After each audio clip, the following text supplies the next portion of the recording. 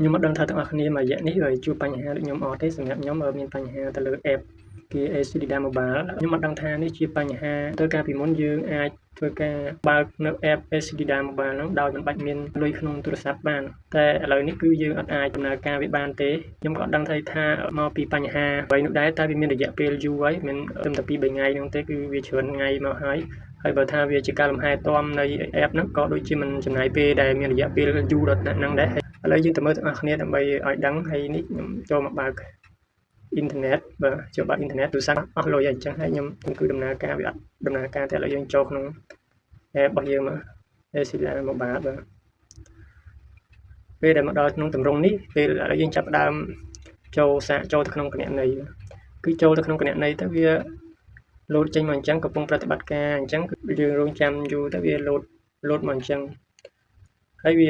អត់ដំណើរការគឺវាចេញមកអញ្ចឹងរហូតហើយយើងចូលទៅក្នុងមុខងារណាក៏វាអត់ដំណើរការដែរខ្ញុំអត់ដឹងថានេះជាបញ្ហាចំពោះក្រុមហ៊ុនទាំងពីរហ្នឹងគេបាន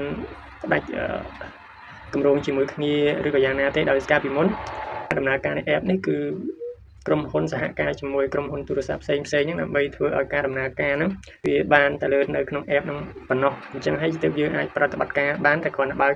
data ទៅគឺយើងអត់មានលុយដោយសារក្រុមហ៊ុនទូរស័ព្ទគេរៀប system សម្រាប់ app ហ្នឹងមកដើម្បីឲ្យវាចូលទៅដំណើរការនៅការប្រើប្រាស់ក្នុងកើតតែនៅលើ app ហ្នឹងមួយតែប៉ុណ្ណោះតែឥឡូវគឺអត់ដំណើរការទេហើយជាមួយយើងចូលទៅក្នុង scan ក៏ដូចគ្នាដែរគឺវាអត់ដំណើរការតែម្ដងហើយសម្រាប់ខ្ញុំគិតថាប្រហែលជាក្រុមហ៊ុនទូរស័ព្ទហើយនិងក្រុមហ៊ុនធនាគារ ACDDA ហ្នឹងប្រហែលជាធ្វើការផ្ដាច់គម្រោងនេះចេញទើប